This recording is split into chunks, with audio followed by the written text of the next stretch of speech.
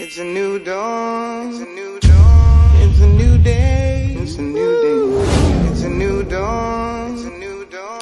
It's a new day. It's a new day. It's a new dawn. It's a new dawn. It's a new day. It's a new day. I'm free. Eddie Nestor, no joke, and there's no jokes about it. Best podcast on the air, and it's a shame to live without it. Curtis Walker, slick talker, auto-tune in every week. Boss lady, she's a vegan, so there's never any beef. Pull up them tune! Pull up them tune!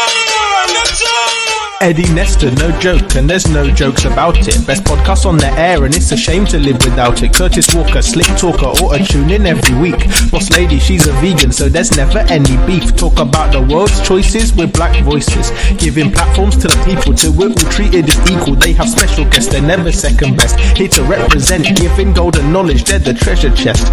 Good vibes and real talk about the world we're in today. They have thought-provoking topics, always have something to say. Leave an impression in your brain, making this lockdown feel sane. Join three of the best and get the most out of your day. Eddie Nestor's no joke, Eddie Nestor's no joke. Every Sunday midday, everyone's in ship shape. Eddie Nestor's no joke, Eddie Nestor's no joke. Every Sunday midday, everyone's in ship shape. Eddie Nestor's no joke, Eddie Nestor's no joke. Every Sunday midday, everyone's in ship shape. Eddie Nestor's no joke, Eddie Nestor's no joke. Every Sunday midday, everyone's in ship shape.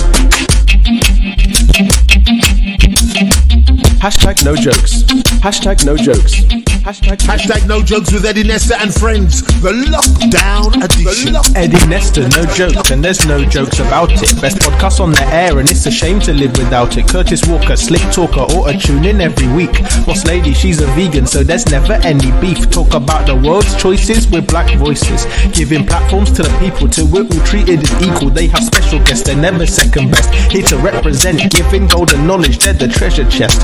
Good vibes and real talk about the world we're in today. They have thought-provoking topics, always have something to say. Leave an impression in your brain, making this lockdown feel sane. Join three of the best and get the most out of your day. Eddie Nestor's no joke, Eddie Nestor's no joke. Every Sunday midday, everyone's in ship shape. Eddie Nestor's no joke, Eddie Nestor's no joke. Every Sunday midday, everyone's in ship shape. Eddie Nestor's no joke, Eddie Nestor's no joke. Every Sunday midday, everyone's in ship shape. Eddie Nestor's no joke, Eddie Nestor's no joke. Every Sunday midday, everyone's in ship shape. Hashtag no jokes with Eddie Nestor and friends. The lockdown edition. The lockdown edition. Hashtag no jokes. Hashtag no jokes. Hashtag no jokes. No jokes. Lockdown edition. Lockdown edition. Lockdown edition. Lockdown edition. It's a new dawn. It's a new dawn. It's a new day. It's a new day. It's a new dawn. It's a new dawn. It's a new day. It's a new day. It's a new dawn. It's a new dawn. It's a new day. It's a new day. I'm free. Eddie Nestor, no joke, and there's no jokes about it. Best podcast on the air, and it's a shame to live without it. Curtis Walker, slick talker, auto-tune in every week. Boss lady, she's a vegan, so there's never any beef. Pull up them tune! Pull up them tune! Eddie Nestor, no joke, and there's no jokes about it. Best podcast on the air, and it's a shame to live without it. Curtis Walker, slick talker, auto-tune in every week. Boss lady, she's a vegan, so there's never any beef. Talk about the world's choices with black voices, giving platforms to the people till we're all treated as equal. They have special guests, they're never second best. Here to represent, giving golden knowledge, they're the treasure chest. Good vibes and real talk about the world we're in today. They have thought-provoking topics, always have something to say. Leave an impression in your brain, making this lockdown feel sane. Join three of the best and get the most out of your day. Eddie Nestor's no joke, Eddie Nestor's no joke. Every Sunday midday, everyone's in ship shape. Eddie Nestor's no joke, Eddie Nestor's no joke. Every Sunday midday, everyone's in ship shape. Eddie Nestor's no joke, Eddie Nestor's no joke. Every Sunday midday, everyone's in ship shape. Eddie Nestor's no joke, Eddie Nestor's no joke. Every Sunday midday, everyone's in ship shape. Hashtag no jokes. Hashtag no jokes. Hashtag no jokes with Eddie Nestor and friends. The lockdown edition. Eddie Nestor, no.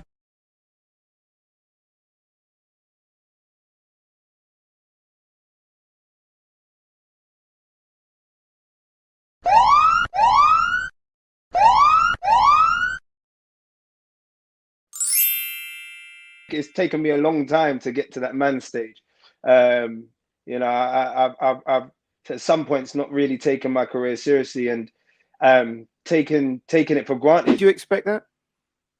No, okay, so it's like 82 million households watched it in the first 28 days.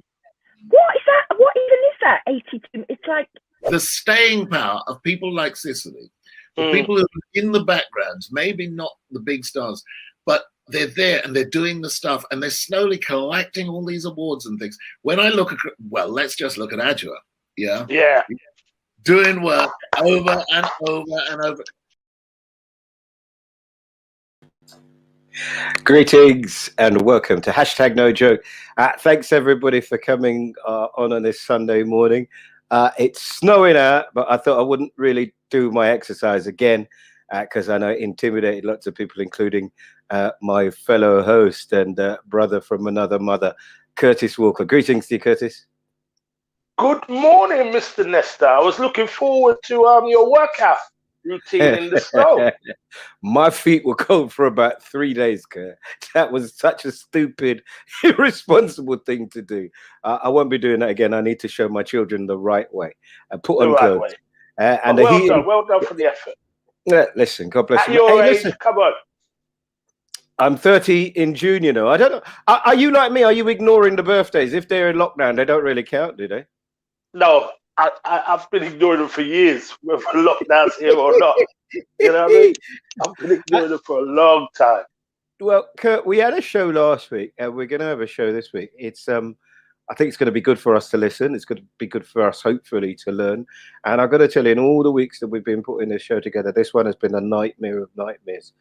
Literally, you know, getting women, black women in particular, but getting women to talk about the change, the menopause, has been an absolute nightmare. And it's for that reason that I have to, first of all, say on behalf of all of us here at No Joke, Curtis, myself, and the boss lady, thank you to Sheba Monsterette for coming back. She's a dancer, an entrepreneur, an academic, a comedian, a poet, and mother of a god. How's the boy doing? Because we had so many people talk to us about, you know, him looking for a job and the way that you talked about him. How's he doing, Sheep? He's doing great. He's found a job.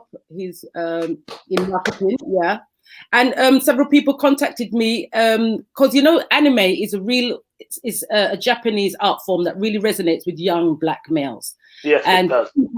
Two people contacted me because their sons wanted to go to Japan, etc., and he, you know, got in contact with them and they talked, and he's kind of mentoring them. And isn't that a beautiful thing, Sheba? Is that not just like what we're here for now at our age, to kind of try?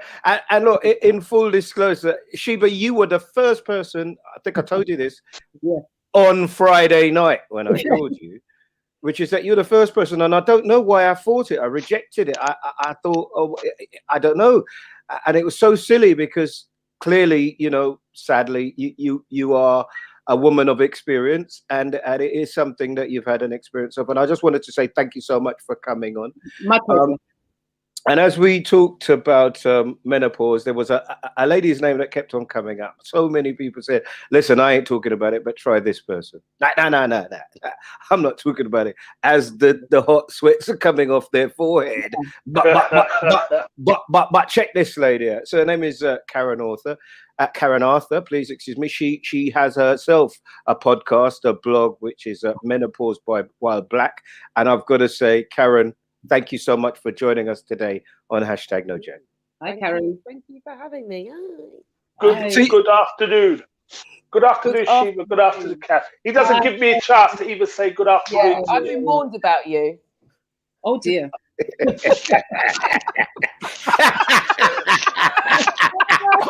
I wonder who was giving out the warnings. No, I just sent a previous. I just said. That's how every terrible sentence starts. All I said was, I just said, really. So, Karen, I've been watching you on YouTube. I am a fan. I am an admirer. Your bravery. And I mean, we're going to come to this subject in a little while, but it's one of the last taboos. There's only one other subject that I'm really scared of, which is abuse in the home, which one day we will get to. But this one, I knew I always wanted to do this. I wanted to better understand. I wanted to try and provide a platform, and you're doing that, aren't you? In your podcast. Well, yeah, I didn't think it was such a big deal, but clearly it is. It's just me talking to another black woman, other black women, mostly based in the UK, because there seems to be research out there, but it tends to be US centric. So yes, yeah, I just want to talk. And the thing is that it's taken off, I suppose, because women just want to be asked. No one's asked us, and we're here. We're here, living, breathing, menopausal black women. You know, so yeah, I'm trying to ting, innit? Well, you're doing very well. I want to talk to you about your colours as well, because you know, the one thing about looking you up is that you know there are many colours. So look, we'll get to that, right? Because that is our big thing. We're also blessed because literally, Curtis, I had to put down some prayers. By the way, hey, in talking of prayers, we got a couple of people who might be in need of your mother, Curtis, and my mother. Our mothers, by the way, are prayer warriors. Just in case you're wondering, Sheba and Karen, they're prayer warriors. And we got a guy called Vibert Nelson down here, and we've also got the first black player ever to play football for Chelsea Football Club, Paul Cannonville, and they're fighting that good fight now. So any prayer warriors out there, you know, we can do our bit, right? So lots to talk about, which is why we're not mucking about. This is No Joke. It's on midday every Sunday for now, although we are coming to the end. I am doing my best, but it's got more and more difficult. Thank you very much to Alison from Little Bird and to also Big Andy from SEMA. Basically, the two of them have sponsored the show, and thanks to all the people that have bought T-shirts, masks, hoodies, and to the people who have made donations. I've got to tell you, there's a team of people working on it. But you know, homeschooling my children, the money, yeah, whatever, and time. It's the real time thing. So we're going to try and stick to an hour, right? So if you can help us. Let's get on with it. Let's start with something fun and light, which you know, I've had it to play for a few weeks, but I didn't know what to make of it, and I just like to know what you three make. So here's one imagines a father playing a little game with his child. That game of, if you can get me to move, well, you're gonna have a look and tell me what you think. I got a proposition for you. If you could pick up this money without touching my phone,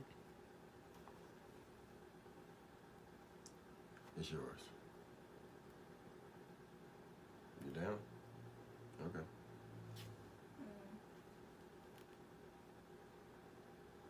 Hey Siri, call Side Chick. Oh, this thing's tripping.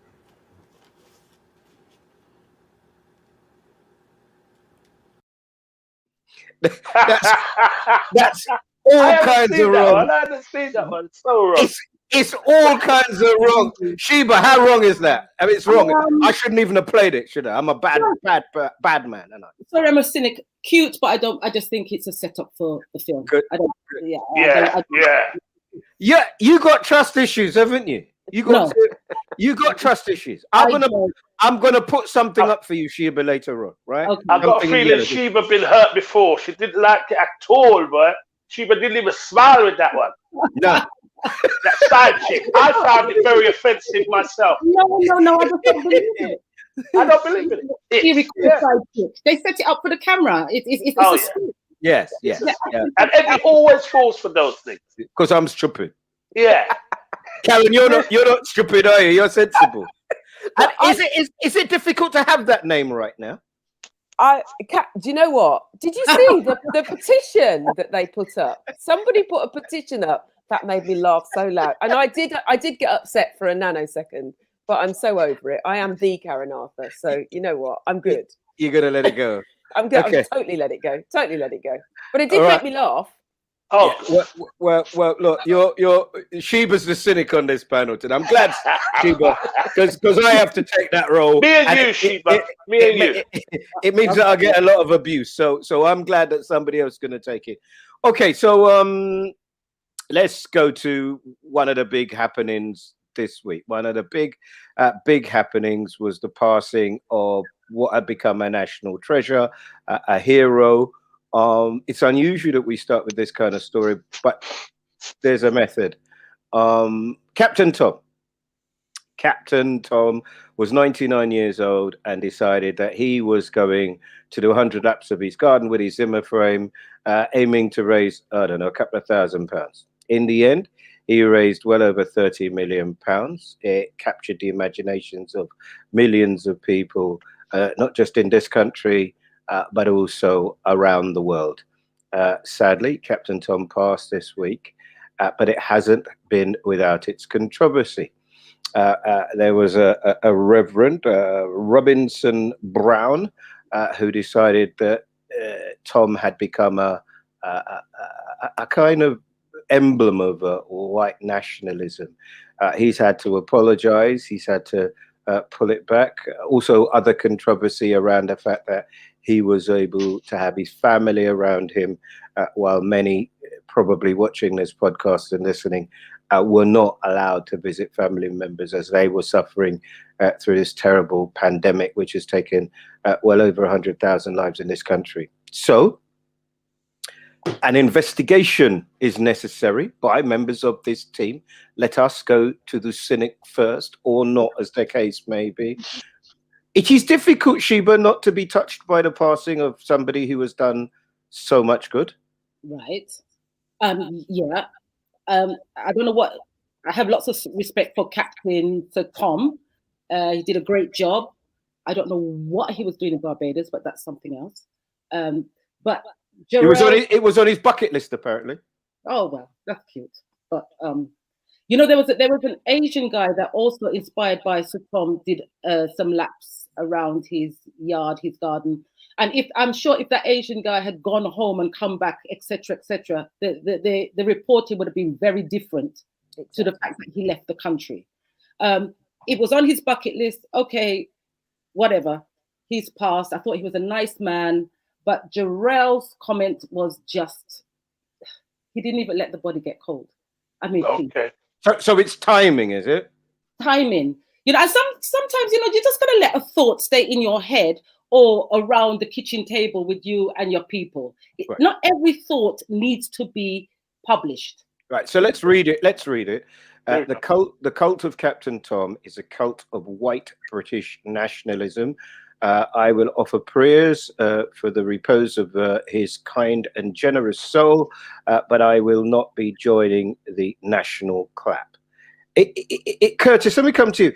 Is that not slightly different? Because can I not say this guy did a great thing, but could it not be argued that the £30 million that he helped to raise was for something that we already pay tax for? And the idea that Boris Johnson would now say this man is worthy of a salute, so lemmings come together at 6 o'clock and clap for him. Would that not be something that some people might resist just on the basis of who's delivering the message? Yeah, I think what has got confused, and always does, is that the Reverend Jarrell wasn't saying Sir Tom wasn't a wonderful person and didn't do a great job. What he was saying was that if somebody else had done it of another colour, there would never have been that amount of heat, that amount of interest, that amount of money raised. And the fact that people don't get that is pretty indicative of the society we live in. But is that not Sheba right when she says you can say that, but it's the timing? So let me just give you a quick thing. I'd on the Thursday or Wednesday, I'd asked for permission, which you have to do, because I thought there was a subject of conversation which might be of interest, which is how come Captain Moore's got his family in there and people haven't got their family around them, right? Right. But then at 4:10, when it came through that he had died, personally, I felt that would not be an appropriate conversation to be having. Is Sheba not right? This is about timing. Is she not right? I don't know if it is, Eddie, because we're all living through a kind of lockdown situation, and there is a lot of rules and policies being broken. And it's like, people, are they better than you because they can do that and you can't do that? I understand, and believe me, don't misconstrue what I'm saying. We're grieving for the man, his family, but there are things that don't ring true in regards of the way they've behaved. And we've done this whether people have traveled to go sightseeing. We've done this in regards of people who are told they cannot come and see their families or their family member while they're dying. That affects us. So if you hear that is being allowed, it's a subject, it's a conversation that people are going to have or want to have. The timing of it isn't disrespecting the death of the man. It's in the public interest to have this debate, because there's stuff that I would love to talk about. As Sheba says, maybe it's not something you're bringing to the public arena. I'm not that big on the social media tweeting everything I'm feeling, because I would be banned from social media. But you're not allowed to meet anybody to have a conversation. I can't go sit down in the pub and have a conversation. I want to talk to somebody. I have to wait till Sunday to come and talk to you phenomenal people. You know what I mean? This is our voice box. He's on Twitter saying that some of the language he's hearing on social media is very indicative of nationalism, of people celebrating him, and they wouldn't be celebrating. Like people said, there's other people who have done loads of stuff. People of color. Is that the way to say it now? People of color who've done things during this pandemic that never get the attention and would never get the attention. The fact that he was allowed on his bucket list. I've got a bucket list. I've got things I want to do.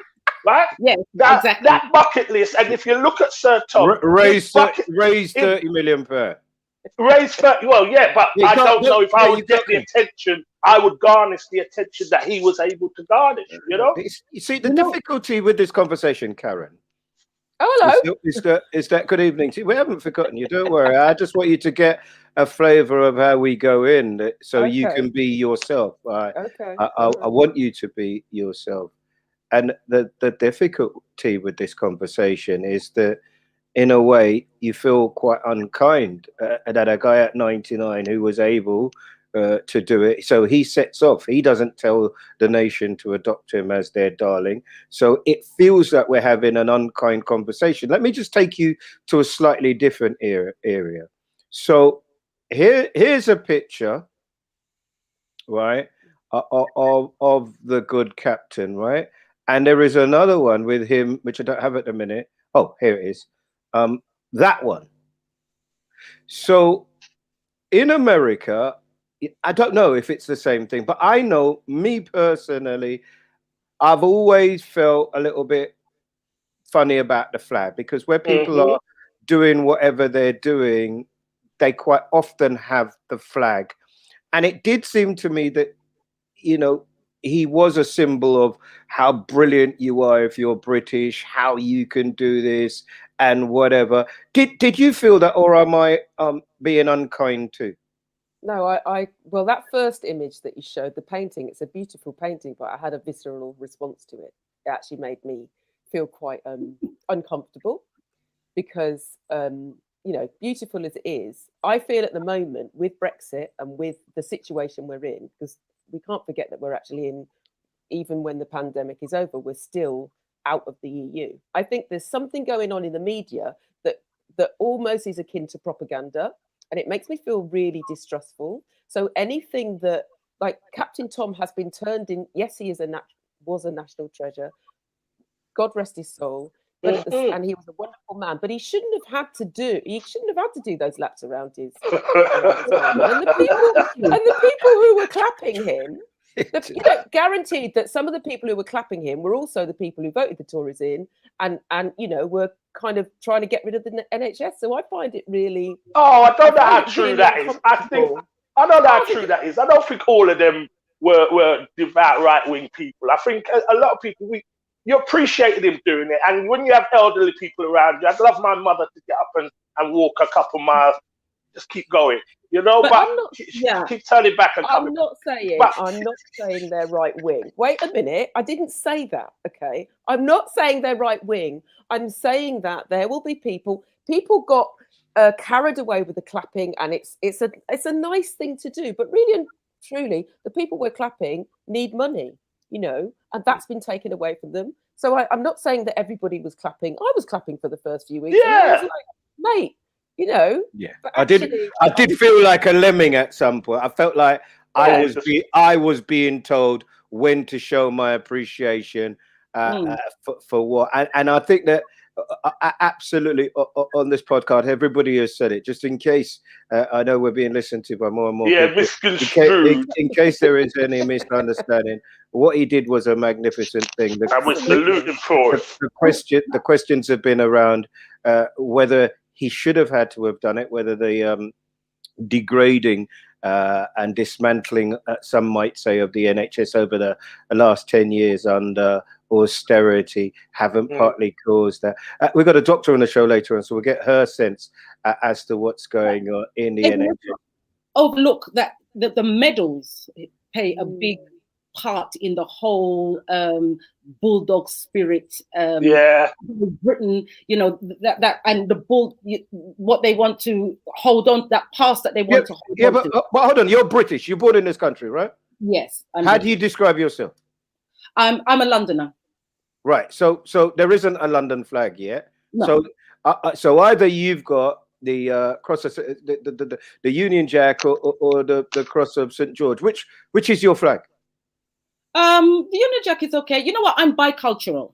All right. I am bicultural. I have two cultures, and I flip-flop between the two of them as it suits me. Hold on a minute. Can you go back a bit? I missed a bit. So on a good day, when it suits me, when we're talking about soca, when we talk about hot, I'm a Montserratian. And on another day, because I need to be. I have two cultures, and I choose to pick which one suits me when it suits me. Yeah, I think we all depending on that's one of the things I tried to explain this week. Depending on where you are, who's around you, you have to behave. You have to use a particular language, body language, tone, which I got completely wrong this week when they invited me to Westminster to have a debate about whether or not black people trust in the vaccine. But maybe we'll get to that later or another week. Let me bring on the boss lady now and get some of her thoughts about nationalism, the flag, and about honouring the 100-year-old veteran who earned over £30 million for the NHS. Afternoon to you, boss lady. Good afternoon, Eddie. Good afternoon, Curtis. Hello, Queen Sheba. Hello, Karen. You've brought some light into the studio today. Looking fantastic. And good afternoon to everybody that's listening. Thank you for all your comments. Well, this one's got people's going on Captain Tom. Stella says Captain Tom was an unassuming influencer. Yvonne White says he went to Barbados when the travel rules weren't enforced. I'm not sure about that. You can check that, but that's what a lot of people are saying. Stella says the man raised 34 million for NHS charities. Why does everything have to revolve around race? And Diane says talking about the Reverend, his comments were not called for, especially so soon after he passed. Red says, would a black man have got the same recognition? I think that's what you were talking about, Curtis. Dee says, at 99 years old, do you know anyone who has done the same? He inspired many people. And just regarding the flag, Stella says, what about black athletes who have the flag wrapped around them during the Olympics? Just saying. That's a good point. Just on that the first time I ever saw it, and I thought, well, I can have it. I think it was in '92 when I saw Linford Christie with it, and I went, "Oh yes." Do you remember that? He had both, you know, Eddie. Did he have both? I only saw the Union Jack. At one point, he had the Union Jack, and then at one point he had both. I remember it very distinctly. So it was the first time in my life I'd ever seen it. Bicultural. Yes, and those bicultural moments that you bicultural moments. Hold on. Have you seen this message to you, Sheba? Yes. That's fantastic. So that's your flag anyway. So what you going on about? You know what I mean? You can be whatever country you want, but you still got the same flag. Absolutely. But when I speak of the Montserratian, okay, and we've got the Union Jack in the corner, I point out, yes, the Union Jack is there because we are a colony, not overseas territory. We are still a colony, and it's a great way to remind people that colonies still exist. So I can get really political with our flag, and I choose to use and manipulate the situation as I please. Yes, either way, it's, but for most Russian, we push it in the corner. It's not centre. Push me One in the flag in the corner. corner. Oh, yeah. I think many people are like Sheba. They choose which flag to hold up at any particular time. It's like, Eddie, what you were saying. If in America, every day you pledge allegiance to the flag, so you're proud to be an American, but you don't have that here. So that We conjures should up have all it different. here. We should have it here.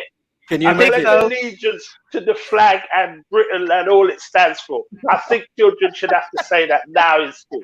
I think adults should have to say it as they start work. Curtis. Yeah, I know. You know, in China, they actually all start work and do yoga. And they do all this in the shops and they get their mind. Tai Chi. Yeah, they do all that in the shops, you know, as the workers. That's what they do. Listen, just stop your foolishness. A good way to start the day. Anyway, the Confederate guys. Flag is the one they marched on Capitol Hill with. They didn't march on what is their flag.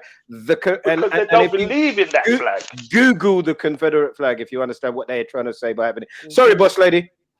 You're forgiven. Anyway, just big up our sponsors, Andy McCall from SEMA and Alison Delaney from Little Bird. Our money is running out, so please, if you want to sponsor us, get in touch. Please buy the hoodie. You can see me and Eddie's got ours on. Yeah. The mask or the t-shirt. But if you want to keep the show going, please. And our last sponsor, Mastermind, the legendary Mastermind, has got a show tonight, 4 to 7. Here's a little snippet.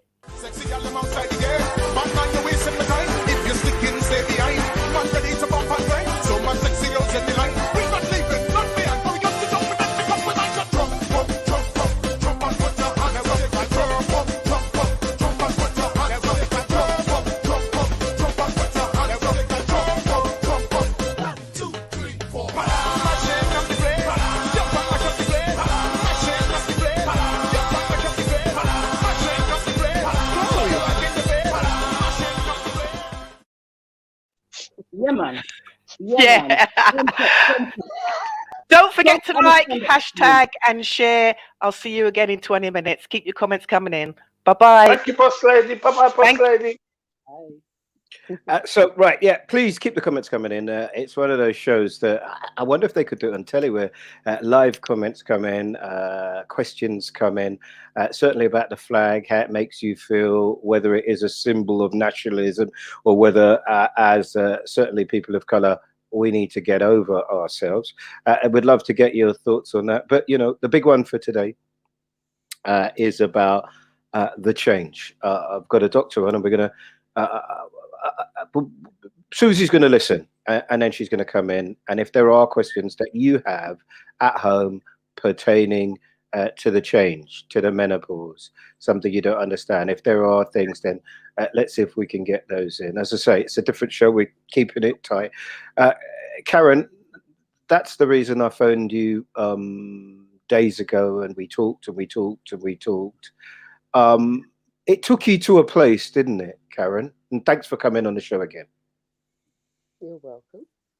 You're welcome. Talk to me about your menopause journey. Oh gosh. You just chucked it at me, didn't you? When did you know you were having one? Okay, so my menopause journey started 5 years ago. But I was in denial about being in menopause because I was off sick from work. I was a teacher for 28 years. I was a head of house in a boys' school. And I was off sick and diagnosed with anxiety and depression. So when I went to the doctors to talk to, not somebody who likes to go to the doctors. We tend to go to the doctors when we're sick. I understand that. And so when I went, I usually have a list of the things I want to get through and I tick them off. And menopause was at the bottom of that list. So the doctor offered me antidepressants because of my anxiety and depression. And I said, you know what? I don't want to do that. I want to try some other things. But I was trying to get ready. I was trying to get better to go back to work. And the only symptom I had that I could recognize was hot flushes. But I didn't realize they were hot flushes because I thought my boiler was broken. This is a true story. So were you still regular? I was still, yeah, no. I had stopped. My periods had stopped. So in a sense, because my focus was about, I had brain fog, I couldn't remember, I couldn't do my job properly. I'd always done my job and I was very good at it. I was worried about not being able to do my job. And so I was more concerned about that and thinking about the fact that I'd been diagnosed with this, with anxiety and depression, and worried about what people would think about me. So menopause was at the bottom of my list, and no one was making the connection between anxiety and depression and menopause. And I think that's important to say, is that people think that menopause comes with purely physical symptoms, but actually it's the mental strain that comes first, and often that starts during perimenopause, which is way before that. I mean, I know we've got lots of time. I just want to bring Sheba in, and as much as possible, if you want to speak to each other, Curtis and I will be, learning, listening, as will people at home. If you're at home and you're watching this and you'd like to feed in, then please do. If you'd like to ask a question, as I say, we're very lucky and blessed to have a world-renowned doctor. Susie has answered my begging, and we'll bring her on very shortly. Sheba, one of the questions that comes up quite often, or points, is when your time came, did you know what was happening, and did you see it as, I normally say with warfare, an occupation or a liberation? Did you see it as a moment where you could do whatever you wanted, whenever you liked, or that Earth Mother was now gone? First of all, as I remember the first time I had a hot flush, I was doing jury service, and just before we were going to go back into the court, I ate a Kit Kat, and when I sat down, somebody started a fire inside my body, and a fire inside my body, and I heated up, and I broke out into this sweat, and I knew exactly what it was. And the next time I experienced a hot flush was 2 years later. So I don't have, I'm fortunate I don't have any kind of mental stress with menopause. I see menopause as my body behaving like a toddler having a temper tantrum. That's what it is for me. Which is brought on by what? And I have triggers. So there's chocolate, bad, cheap chocolate, alcohol. I'm not a great alcohol drinker, so I don't miss that. But even a white wine spritzer, which is the most I drink, mixing white wine with water will make me really hot and sweat. And if I put perfume on my skin. And so that is one aspect. The other aspect is that sometimes my body just overheats. I don't have a hot, I don't break out in a sweat, but my body is just hot. It overheats. And there are two very different things. So one I can regulate by not eating or imbibing things that trigger me. And the other one, I just have to just sit back and watch it overheat, and it will cool down. But and there's no trigger for that one. That one is just happens. Exactly. And it's got its own season. Okay. So I'll have a season of that happening, and I'll have a season of that not happening. So my body is changing. I don't know what it's changing from into, but it really just feels like it's having a temper tantrum every now and again. But Sheba, yours is a different journey. Let me come back to Karen, because you know what's happening. You've reconciled yourself with what's happening. Yeah. This must be a completely different experience, Karen, if you don't know what's happening. Well, this is the point. I will say I haven't reconciled myself. I've embraced it. Right. I feel that we need to understand. I think so much. But what I do think is that menopause is a conversation for everybody. It's not just women who are just getting to it. I really feel that it's something we can prepare for. With me, at the same time, I didn't, as I say, nobody was making the connection between what I was going through in my head and also with menopause. And so I assumed they were two different things. And when I was googling, I was just it's frightening. If you Google menopause, you get lots and lots of things come up, and it can be very overwhelming. So I got to a point where I thought that I could fix it, but actually I needed to get worse before I got better. And then I started to recognize different symptoms. I think if we learn our bodies, we can recognize the symptoms as they come along. Yep. My hot flushes. Sorry, Carol, when you say you needed to get worse, explain that to me. You needed to get worse. Yeah. So basically, I had no plans of leaving teaching, but in the end, I had to. So I had a breakdown, which I call a breakthrough. And because I thought, okay, I'll leave teaching, that was the stress bit. That's what's causing my problems. Therefore, I'll get better. And actually, I got worse. I got a lot worse. And I got to the now point you got more time. now you got more time in your head. This is it. I literally went from hitting the ground running around doing all the stuff to absolutely nothing. And I had to get very silent, and it was scary because everything I knew was taken away from me. All I knew was teaching. I've been teaching since I was 25, and I was really good at it, and I loved it until it no longer served me. So I had to really think about how I was going to just put one foot in front of the other. Okay, so we're going to come to that. Sheba, I was struck by one thing before I get the boss lady to give me some of the comments and then bring in the doctor. And please speak freely, Karen. I know you will. Sheba, I'm encouraging you to, but I don't think I need to, because I don't need you to leave here going, I wish I'd said this. Yeah. So we're bringing the doctor on, and Curtis and I are just asking questions as guys who are very, very inquisitive at this present moment about something which is inevitable, that's not talked about, which is something that has been singularly the most difficult thing for me to get people to talk about. And I've been doing it a long time, and I've talked about some difficult issues. So this show is important, okay? Yeah. Sheba. Sorry, Eddie, just as a curious, ladies, do you, when you were younger, was menopause talked about as something that could be in your future as young women? Absolutely. Was that part of the curriculum? Don't be silly. It's a great question. Well, that's a lovely question, because Curtis, I have 4 older sisters. I'm the youngest of 5 girls. So everything I am is from watching my sisters and building on that and reshaping that. I have 4 role models before me. It's 10 years between me and my oldest sister, and none of my sisters ever told me about it. None. And it was only retrospectively, and I actually had the worst version of it. All of them had very easy rides, which is probably partly why they didn't talk about it, but none of them ever mentioned it. But I have to say that, with women, and I'm having a relative easy time with it. I know how to control it. My body's talking to me, and I listen.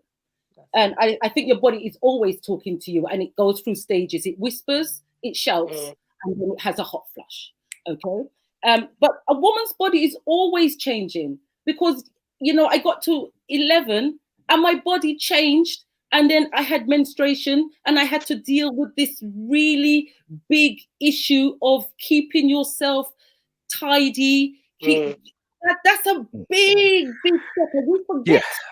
We forget that we've done a big physical change already once in our life, and this is another big change. Yeah, but I think Curtis's question speaks to another one, which is about periods, and how many of your big sisters talk to you about periods. I've spoken to women who literally went into the school toilets and thought they were going to die because no one had that, and they are part, for me anyway, of the same spectrum. Boss lady, have we got any comments? I know this is an incredibly personal one, but if there are comments, then we would love to hear them.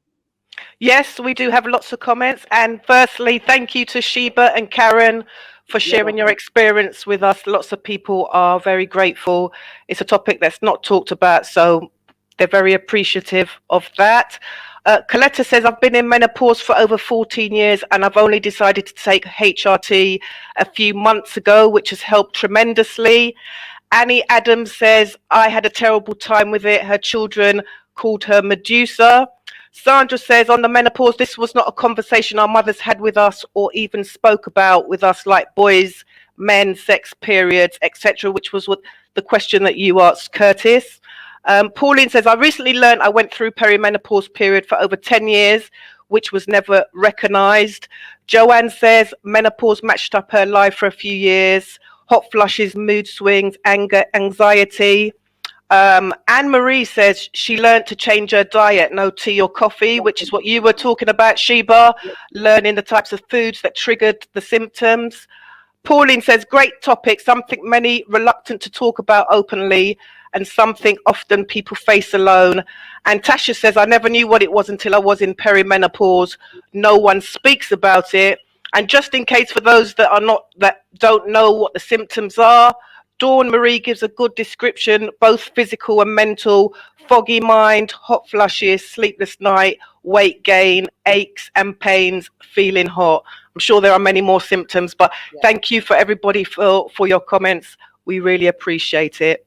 See you again later. Bye-bye. See you, boss lady. Okay, so thank you, boss lady. Thank you again, Karen. Thank you again, Sheba. With these, your experiences are incredibly valuable, Sheba and Karen. And Karen, I'm going to give you the opportunity to talk about your podcast so that if anybody watching this can tune in. But I always feel with these types of subjects, you probably need to get an expert on now.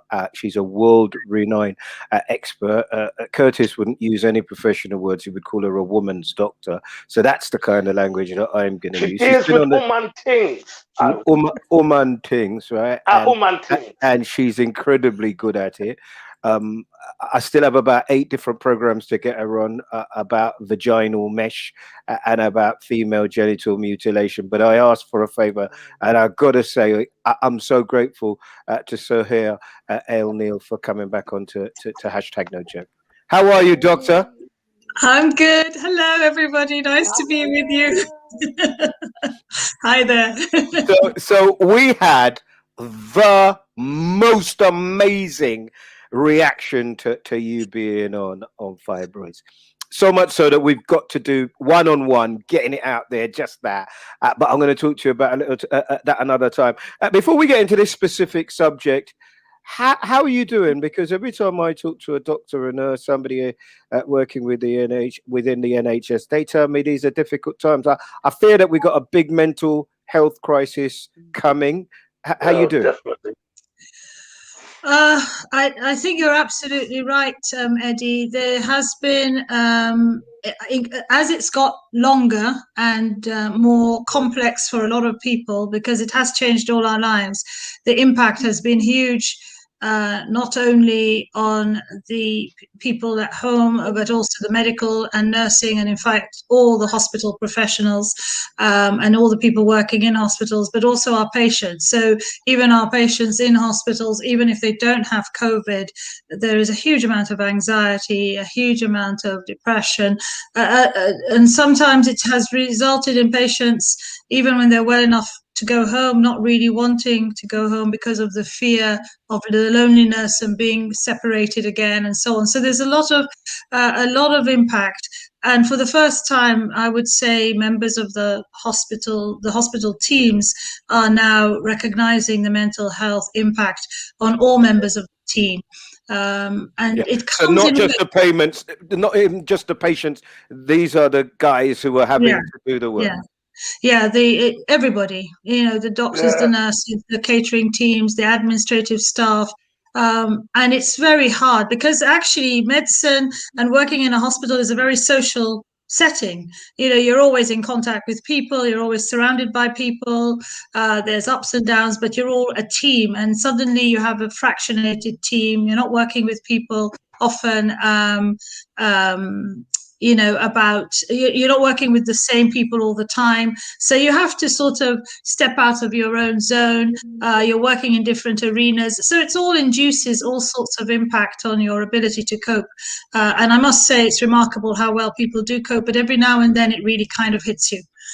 So the downtime, coming back to the comment about actually not doing the job you've always loved for a long time in the way you've always done it for a long time, seriously impacts on your mental health. And so there is that sort of dilemma: do I go in and do what I love, or do I stay home, etc., etc.? There's a real dichotomy there. People are finding it hard. Yeah, I definitely heard when Karen said that, because there is a routine, at least, isn't there? Something about being familiar, and so it's even more reason to say thank you to you for one of your days off for you to be dealing with this for us. Look, HRT was mentioned, and it hasn't been mentioned before. And I before I ask, either Sharon or Karen whether they've taken it. It has been controversial, but certainly there are tens of thousands of women who have been helped by it. I agree, and I think one of the best comments I heard from the conversation earlier is it's about having a conversation and adapting yourself. It's about how you face it. It's an individual journey. Not everybody needs to go through the same route. And you're absolutely right, Karen, about the different symptoms. The symptoms are so variable. Basically, anything that alters in you could actually, essentially, if you're in the right reproductive time period, be related to the menopause. Everything from joint pains and backache, suddenly, if you never had those before, that could be a sign of the menopause. Headaches, loss of libido, difficulty in communication with people, things that alter your personality to some degree, and it's altering your personality, but you can't understand why. So there are lots of what I would call subtle features that don't necessarily have a name. The ones that have a name that everybody accepts is hot flushes, night sweats, loss of libido, perhaps, problems with sexual function, etc., etc. People kind of accept and expect those. But all the other factors are very, if you look at a list of the symptoms, they can just be numerous symptoms. So it is very much understanding yourself, recognizing there is a change, and then starting to adapt to that change. So sometimes it's really simple things that you can, it's what you eat, what you drink, how you exercise, what you do for your own mental health status, etc., that can really make you much, much better. Then there are all the other things that can come in, the medications. There's what I call the chemical and the non-chemical. So the chemical being the HRT products people all know, which come in multiple forms: gels, patches, tablets, etc., and creams. Or it could be the non-chemical. So they could be homeopathic remedies, things that specifically target a particular symptom. So you're not really targeting the whole picture, but targeting a very specific issue, because not every woman will have every symptom impact on her in the same way. So it's very individualized care. Right. So I'm going to ask Karen and Sheba to talk to you. But I must say that everything you've said there seemed to me to be predicated on an acceptance of the inevitable.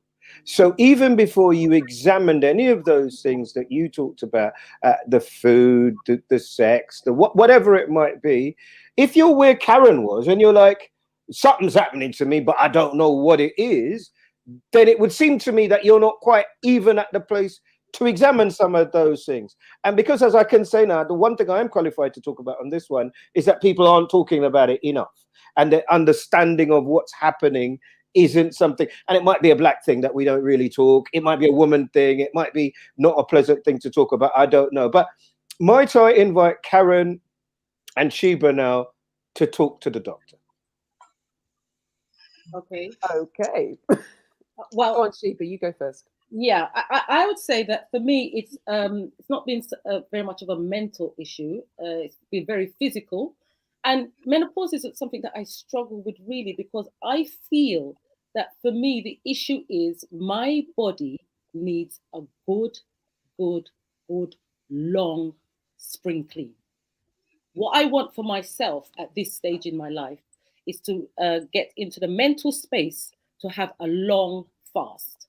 I've done 2 21-day fasts before, and since being in, but I've never been able to get back into the headspace to do that at this time. 21 days. Yes. 21. Well, I don't know about anybody else, but my head went, what? Yeah.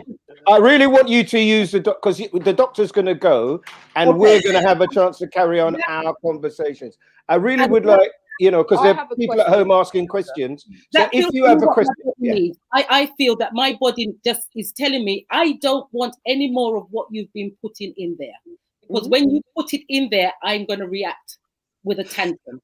Does that make sense? Because that's what it feels to me that I need. Great question. Yeah, I think you're absolutely right. And I think the impact on you as an individual can give you a different perspective of what your body needs. But you've said a very important thing. You're actually listening to your body. And I think that's the key. Because I think the medication and all the therapeutic options, if you don't really listen to your body, you don't really know how to help your body. So even if it's, Karen was talking about the mental health aspect, that's one aspect. There's the physical aspects, another aspect, but there are a multitude of other symptoms. But you need to actually listen to your body to pick them up, and then you address them. There is the average age of the menopause is 51.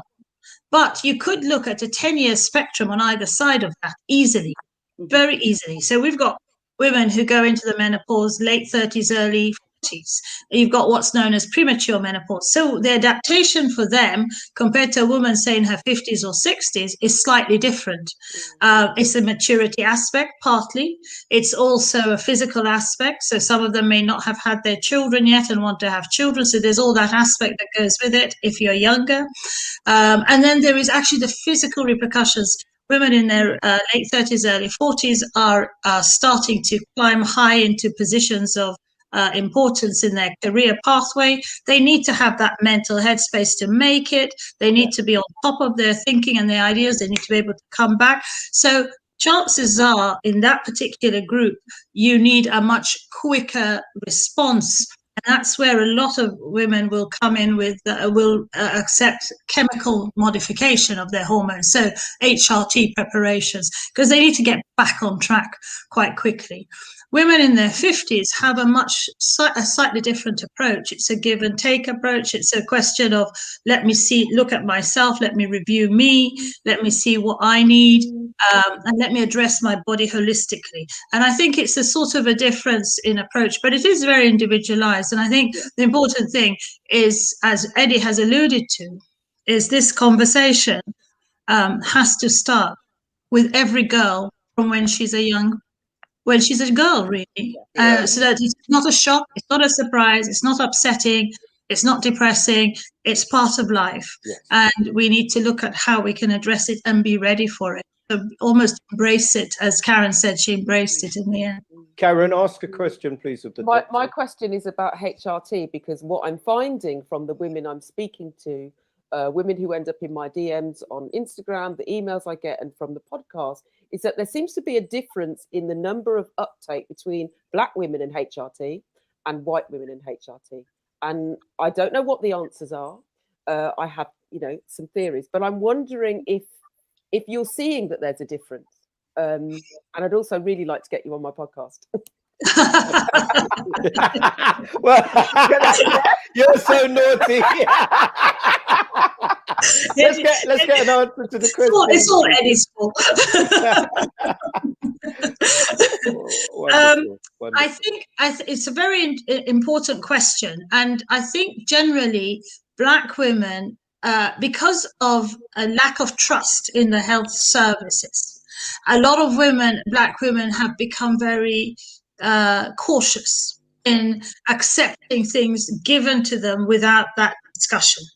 And so a lot of them will tell me they've gone in to see their GP. It was a 10-minute consultation, and the options often were antidepressants or HRT, but the HRT came second after the antidepressants. Yeah. So if you go in there, and as most Black women are very empowered and strong in their perspective of life and how they deal with things. And they go into an environment where they feel they haven't got that power in the discussion. They're then told, you have a mental health issue, that's why you're feeling rubbish and low and so on, take this tablet. It's the same that's happening with women with any chronic morbid state. So women who have chronic pain and nothing to do with HRT requirements or menopause, doing this, they're getting the same thing, being told, take this medication and off you go. So when it's readdressed and they come back and say, oh, actually, we think it's the menopause, we've done your bloods and we think you now need HRT. Well, they're not going to take it. That's one aspect, because they don't feel they've been given the time to discuss it through.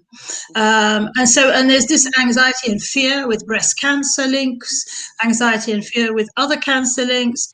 And because I think it's just the dialogue, Karen, I think unless we have to hold that dialogue for our people of color separately to explain it to them. And I think the analogy, which I'm not going to go into today, but the analogy is the vaccine uptake in the Black community. It's absolutely right. Currently, now it's the same. It comes from the same. It comes from the same place of, you've never put me first. How comes you're trying to put me first now? Exactly. It comes from exactly the same place.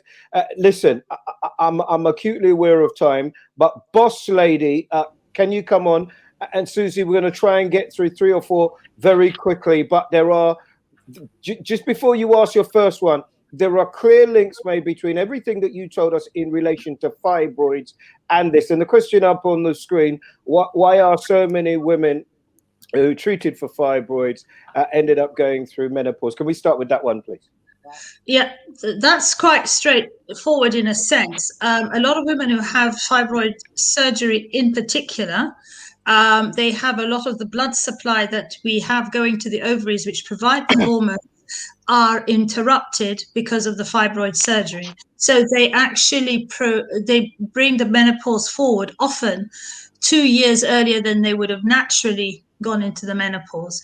And sometimes the damage to the blood supply can be so great that you actually can induce the menopause really quickly afterwards. So that's one reason. The same with embolization therapies, because you're dealing with embolizing the vessels going to the fibroids, many of them which can be feeder vessels to the ovaries, and actually then going on medication. So some of the medication that is given to shrink fibroids is actually inducing the menopause. The whole point of it is to shrink the fibroid, but the only way you can shrink the fibroid is to induce a menopausal state, so you get all the side effects of the menopause. That treatment's only supposed to last for 6 months before moving on to something else. Boss Lady. Hello, Dr. Susie. Thank you for coming in. Thank you to Karen for raising that HRT question. We had many comments about people being scared and reluctant to take that. So thank you for addressing that. A quite common question is, what's the average age when menopause starts? And are we getting into menopause earlier than our parents? And can it happen when you're much younger? All age-related ones, those one. Yes, so menopause, average age 51, but I have seen young women premenopausal, starting their menopause in their 30s. So it can start very young. That's a smaller group, but it is a present group.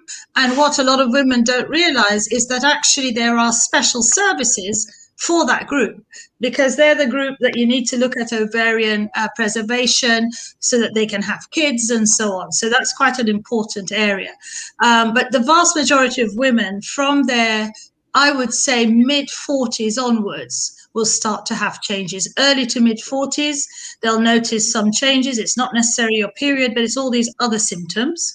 And it can carry on well into your 60s. So a woman in her 60s may not have had her menopause. So it's not unusual every now and then to come across a woman in her early 60s who's still having regular cycles, etc., etc. So I think the age span is more, it's not a few years, it's more like 10 to 15 years around the average of 51. Great, thank you. I've got one where people are talking about herbal remedies. Some people are suggesting primrose tea. primrose oil and raspberry leaf tea. Are there Yeah. any herbal remedies that you can recommend? And also, people are talking about fasting that has helped them with the menopause. Can you any feedback on that? Yes, I mean, there are two things. All the homeopathic remedies, my answer to that is always, if it helps, no harm doing it. You know, there's absolutely no harm doing it. You can go to some very good homeopathic shops and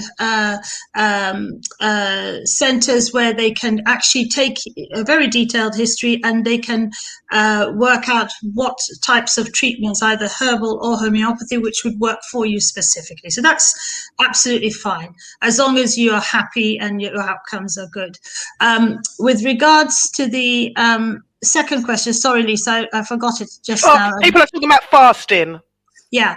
So fasting, what's interesting is estrogen, which is absolutely critical to your well-being in menopause, hence HRT is predominantly estrogen given, is stored in our fat. So if you're overweight, for instance, you tend to have a little bit more estrogen than other women who are not so overweight. So actually the fasting process induces changes in your fat metabolism and so on. So there is a slight release of your estrogen levels, and that's why some people feel better with it. It's all a question of physiology and how your body works and so on. But generally, things like fasting, exercise, some women find that drives it. The endorphin production helps to curtail the estrogen and so on. So there's a lot of sort of things you can do which are naturally based. Great. Just two quick ones. How do you deal with the menopause and brain fog? A lot of people say they get brain fog and don't know how to deal with that. Is there anything they can do? It's difficult. When we have quite bad brain fog, a lot of patients that we have had to deal with have ended up on some form of chemical HRT. But actually, there are many mindfulness programs looking at clinical psychology approaches, working out when your fog is worse, because it seems to not be specifically present the whole time. It's sort of got waxes and wanes. Stress and exhaustion has a lot to do with it. So if you can curtail those two, then often the fog is better. And lastly, how do you know when the menopause has ended? When it stops. You never know. It's like how long is a piece of string? I think as long as you're coping with it, one day you just realize it's no longer a problem for you.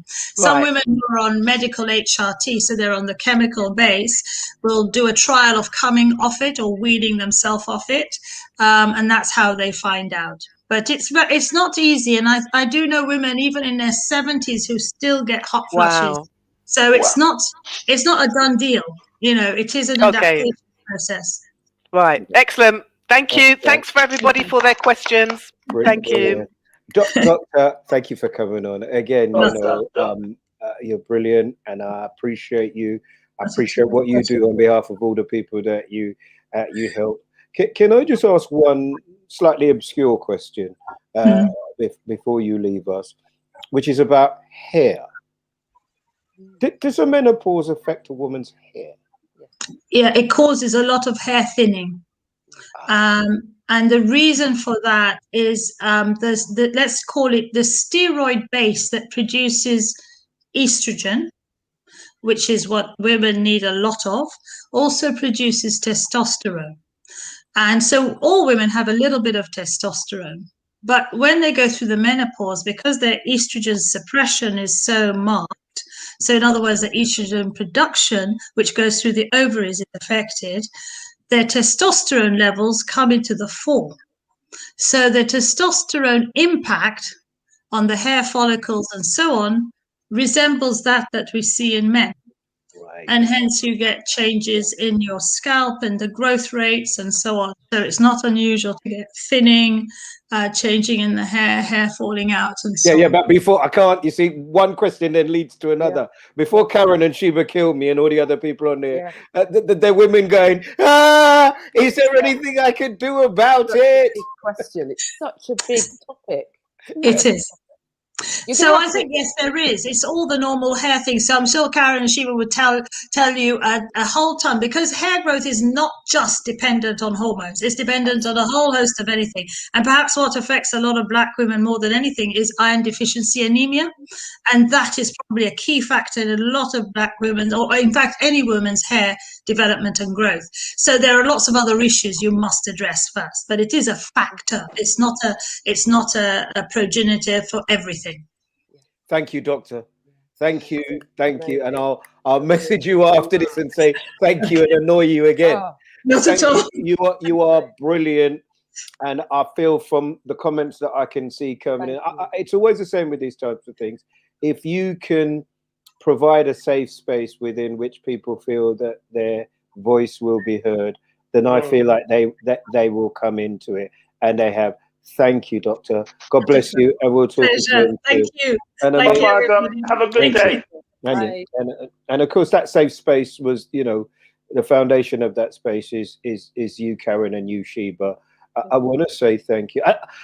I want to do one more thing before we end the show, but I want to give you the opportunity. Start with you first, Karen, to just say, something about what you've got, what you've learned, what you want other people to know before we move on. I have to make a confession. I was listening to the doctor speaking, and I became quite emotional. I was really excited to come on this program, and a little bit.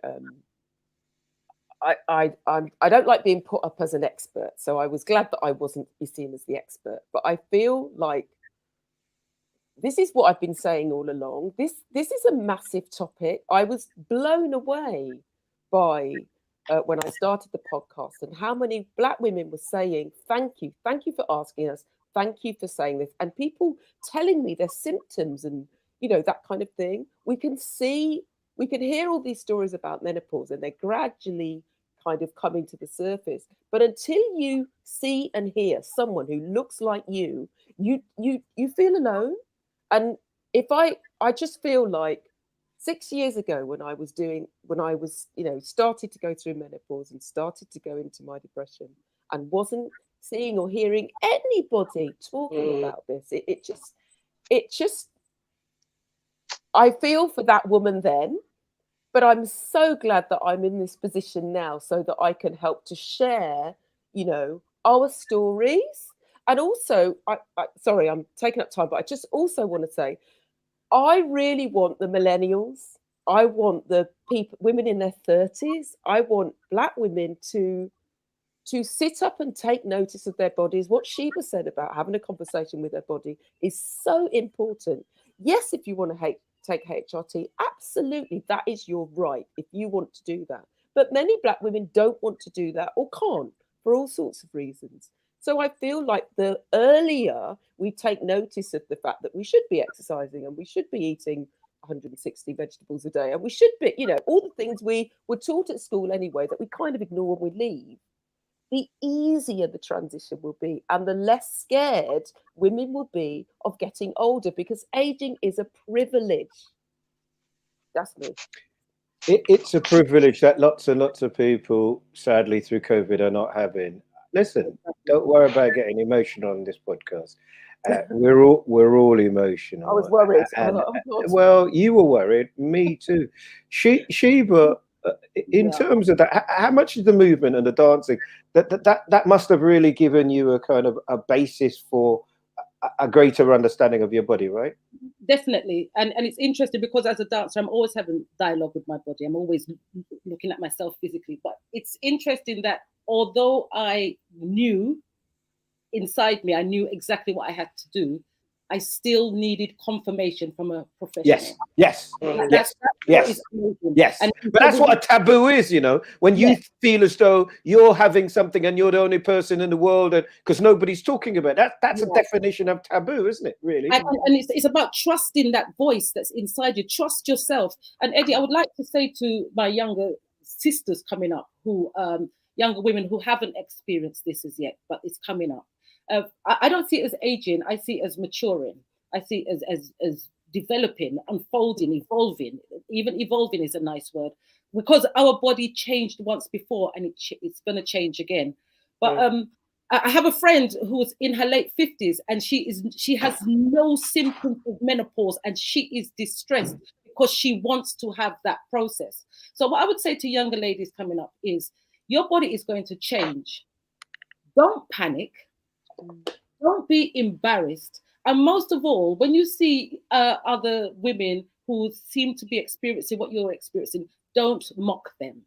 It's a beautiful time to look inwards. And that was one of the things that women used to do to each other. Oh, you're having a hot flash, blah, and mock each other. We've got to move on. No, we're going to. Where's your fan? That beautiful shelf behind you. I'm disappointed in both of you. You know, all this together. Where's your fan, Sheba? Karen, where's your fan? You're supposed to have it here. No. You ain't got. Today you needed a fan. Today, no, you needed the fan to show off. To say, feel great, you little. When Curtis is doing this, it means something else, though. You understand that, innit? Anyway, Curtis is not having any of it. He's not getting involved. Mock Eddie. What are you doing? Let's just have a conversation without mocking. Yeah. Right. Now I need you while we're all vulnerable. Karen, don't come. You normally got bad man emotional there. You know what I mean? And we don't really want to see that. Because mine is the ugly cry. Sheba and Curtis got the pretty. They got the pretty one like that. Mine is the ugly snot and everything. So we don't want any of that. I got my toilet paper here just in case. Well done, babes. Right. Okay. So look. Wasn't that Dr. Fabulous? Isn't she just fabulous? Amazing. Isn't she just? And we've got her. She's ours. Do you know what I mean? And she's happy to speak to people. I mean, listen to you. Very subtle, though. The way you approached her was so subtle. I'm known for my subtlety. I've got two questions. How do I get you? How do I get you in my? Right. Listen. We'll let Susie go off and save the world now, but it's important that she knows how grateful we are and how many people by the comments we've helped. Okay, so we have to end now, but before we end, yes, it has got parting is such sweet sorrow. I want you to be honest now, particularly you, Sheba, because I'm not sure about you and honesty. I think you got trust issues, so your defense is to lie. So you've got a chance. How dare you? How very dare me. Yeah, I'm a bad man. Wow. Extra sensory perception. Right, wow. Right. So I just want you to look at this list, right? And tell me which one of these, Sheba, do you find harder to say? Are you ready? A, I apologize. B, I need help. C, I love you, which I imagine has never come out of your mouth except to your little boy. And D, I trust you. What are you going for, Sheba? I need help. You try as hardest. Yeah. That's the hardest. I need help because I'm a woman. I take care of things myself. And sometimes I don't even realize I need help. So that would be the difficult one for me. And that is a great one, isn't it? Because so much of what we've talked about over the weeks has been, you're supposed to be the sexiest, the toughest, the strongest, the most, you know what I mean? And you don't know. And you spend all your life kind of going, well, every woman goes through it. So how do they get through it? So I don't need to ask anybody. At the same time, you ended up in a dark place or in a bright place, as with Karen. Eddie, the strong black woman thing can be very dangerous. Because you don't look outside yourself for help sometimes. Ask Curtis about the strong macho black male. That's just as bad. We need to speak to each other, which is what I hope we're doing now. Karen, make yourself vulnerable. You're ours now. So, which one of these do you find the hardest to say? The same. I'm exactly the same. I need help. I've had 2 occasions recently where I've had to ask for help. And it makes me feel sick. But I will say that the more you forget how many people want to help you. I had on both occasions when I asked, I was overwhelmed by Yeah. the amount of support I got. You know, Surprising, isn't it? People are so willing. Because it's an unlearning. It's an unlearning. I've done everything myself for a very long time, and I sometimes I'm out of my depth, and so yeah, that's definitely the hardest. I say I love you all the time to myself, but yeah. Curtis, Eddie, how about you? Because we never get you on these lists. Yeah, we are. But let me ask you first, because I want to tell you a story. Because that's what Boss Lady said exactly the same thing as Sheba and Karen. But Boss Lady said her hardest one is I need help. Now I'm wondering whether Sheba, Karen, and Boss Lady have something in common, which is quite often the types of people who spend their time helping other people and doing things for other people. So I've got a couple in my life, and I know both of them are watching. So Diana and Alison in particular, right? You can't give them anything. So you go and you say, well, I'd like to do, no, I'm all right. They feel uncomfortable accepting it, but they spend all their time. So I say to them, don't give me anything. I nearly said to, except that you would have beaten me up. When Alison said she's coming to help sponsor us, I nearly said, keep your money. But I thought that you would punch me in my mouth for that if I did that. Because I said, if you're not going to let me help you, I don't want anything from you. Curtis, what's yours? Probably I trust you is hard for me. And I find that difficult. It's that same thing, you know, it's like passed on through culture. My father was a very strong person, and you kind of end up being the strong guy the guy does rather than people do for. Do you know what I mean? And that in itself, sometimes it's the control thing. It's about vulnerability and not wanting to show that vulnerability. I had a friend during this lockdown that I reached out to for a little help. I haven't heard from him since. So you know you're not going to ask anybody ever again, because you're now looking at that person and the whole world is the same as that person. That's no. That's probably the first time I've reached out to somebody in that way, and I haven't heard from him since. And that was jarring. I was like, wow. But you don't know what that friend is going through. No, but the friend I will find out. No, wait. Let me step in.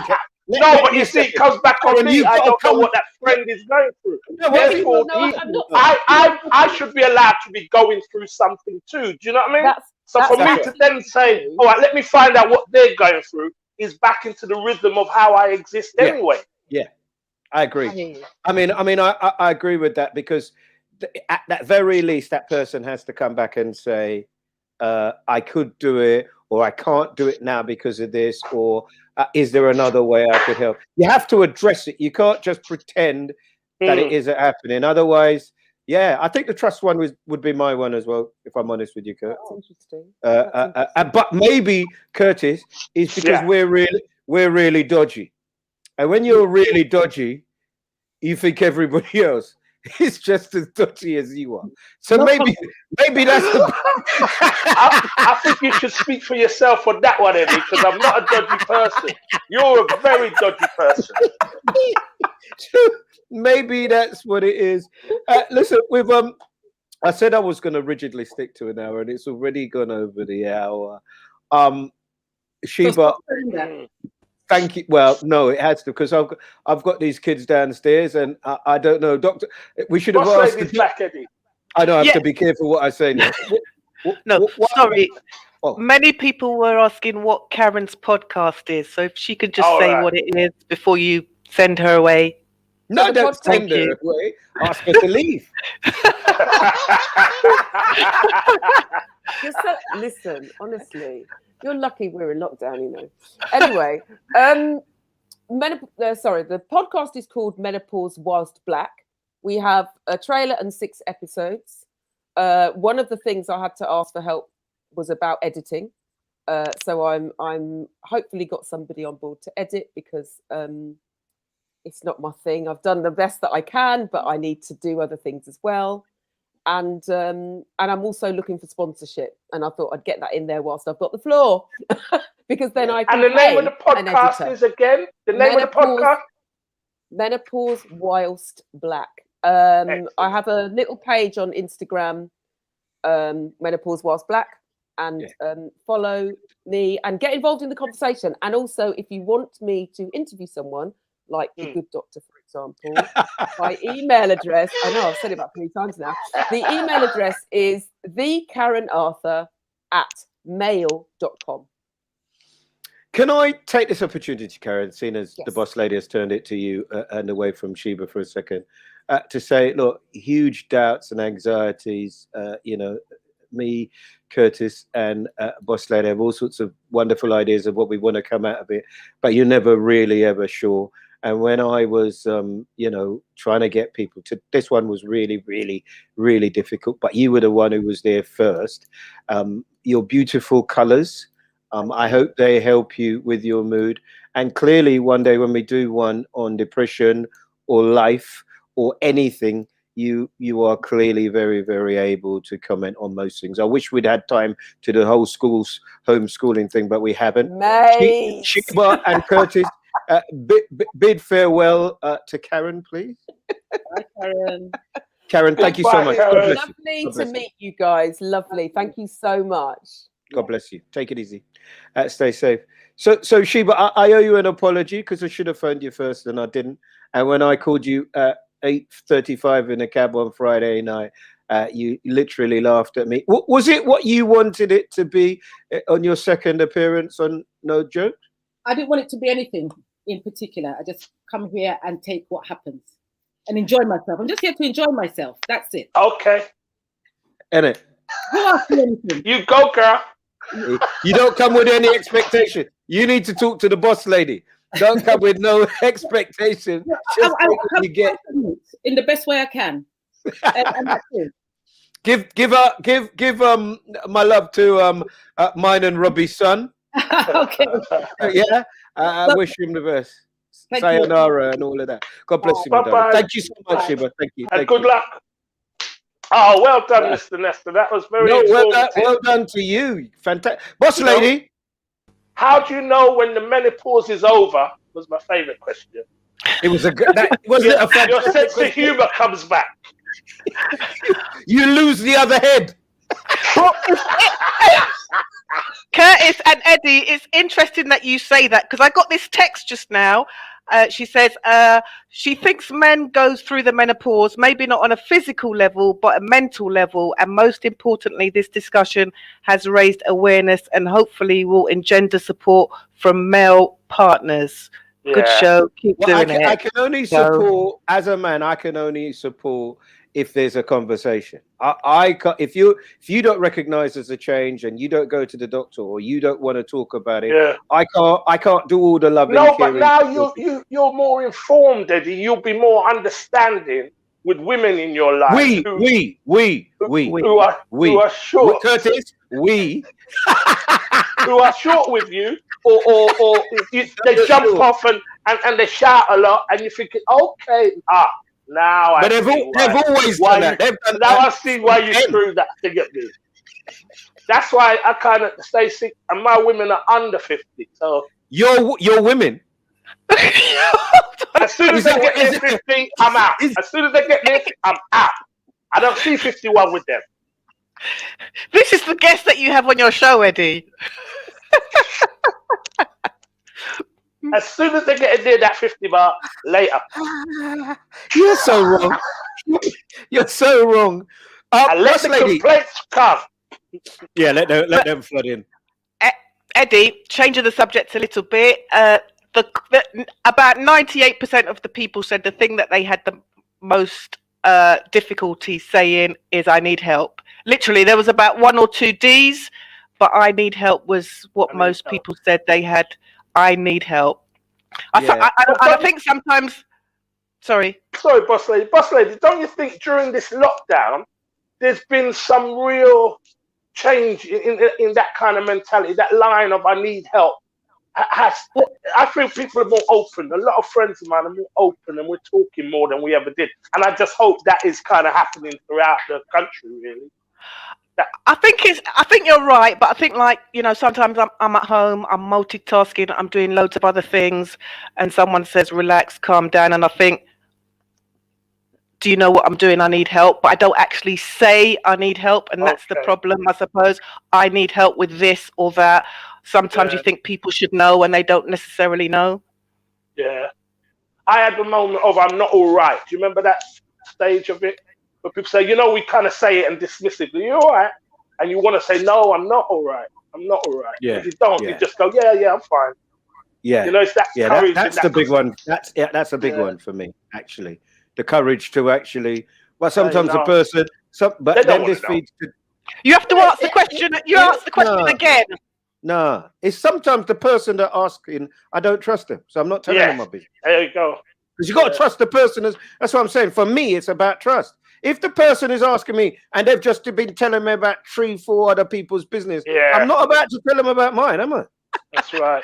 But also, sometimes when someone says that question, you think it's are you okay? A general question and not a serious question. So you have to ask the question again, are you okay? And it's even, I need help. Who do you say that to? Because that person that you're wasn't a saying that necessary to, thing. you have to trust them. It goes back to trust again. Yeah, you have to trust them. If you're saying, I need help, it's actually and saying, they don't do anything. It could never have been Curtis's top one, because from the time I see him, I know that's a brother that need help. I'm tired of saying it, Eddie. That's why I don't trust you, is my one. That's how we live good together, because we double check each other.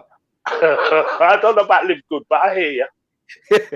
Boss lady, thank you so much. Thank you for the comments, and of course, they can follow you on Instagram as you make your anything interesting plan. What's the address, Eddie? Listen, I've got it on my name now, so if anybody wants to follow me, it's just right there. Instagram #Lisa.Nesta, and it's Valentine's Day next week, so I'm looking to do something. What's that? I hope you've got my present somewhere hidden, Eddie. You know how I like Valentine's. Cauliflower in a heart shape. I might be doing something heart shape, yes. But if anyone's got any ideas, just check out my page. Brilliant. Thank you very much, Boss Lady. Sorry, Eddie. One thing we've missed. A lot of people are upset that we haven't mentioned Grenadian Independence Day. Or Bob Marley's birthday, Grenadian Independence Day. Yes. Sorry. Okay. Two people. How many people said they were upset? What about the people from Karaku? Don't they have it? Don't they have it in that? Is that not what it is as well? Listen, Boss Lady, thank you so much. Thank you very much. Okay, brilliant. Thank you. So much. Thank you to everybody that's listening. Have a lovely week. Bye bye. I'm watching, Boss Lady. I'm watching. Yeah, Kurt. Before Leon Spinks died. Yeah, look at that. You jump ahead of me. I was just about to. I don't know where the Boss Lady is, but here it is. No, I was just about to say that. Well done. I thought I'd leave it to the end. You know, it's a tough one, because I remember Muhammad Ali was looking for an easy fight, if I remember rightly, and he got this guy. He only had a few fights, and he beat him, and he's gonna be remembered because his brother got bashed up by Tyson. And he never had no teeth, no front teeth. So, but you know, a moment in history, whatever happens, when you look at the greatest human being in the entire world of sports, he will be forever associated in. So, you know, Leon, rest in peace. God bless you, Kurt. Thank you so much, God bless mate. you too, sir. Another humbling and interesting one, I think. Yeah, very, very nice, Eddie. Well done. Can I just ask you a question? I'm inclined not to, but we're not interested in reflecting Valentine's at all next week, are we? Eddie, you're loved up, you know, so go for it. I'm not interested. Go for I it. want to play me. I want to be busy as much as possible. I'm hurting. So you take me through your love calendar. I want to hear all about love next week. Yeah, romance, all of the things you're going to be doing for the Boss Lady. Why don't we just sit here on Sunday and you can tell me how many 100 flowers you bought her and how many chocolate you bought her, vegan chocolate, obviously. Yeah, and I'll just sit here. Maybe I'll get my saxophone out and I'll play the background music while you two sit down and eat a vegan romantic lunch. We definitely don't want you blowing anything. Take it easy, Curtis. God bless you. See you later, my brother. Take it easy. Thanks so much.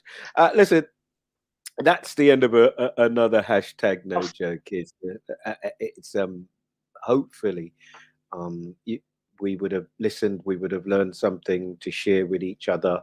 Maybe there'll be conversations that come out of it. The change, the last taboo, menopause. So we did it. We had a conversation about the M word. I was absolutely petrified. How do you follow last week's show?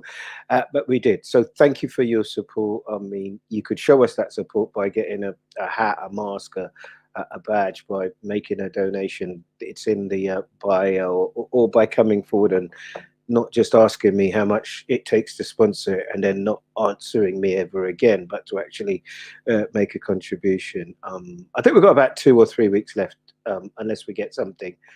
So we're going to make those good. If there are issues that you think we should be talking about, subjects that you think that we should have touched on, then I will happily take those. You probably know by now how to get in touch. So thank you wherever you are. I know these are tough times, whether you're homeschooling or making that decision, people in their 50s, about whether or not you are going to have the vaccine. Thank you for supporting us. Spread the word, share it.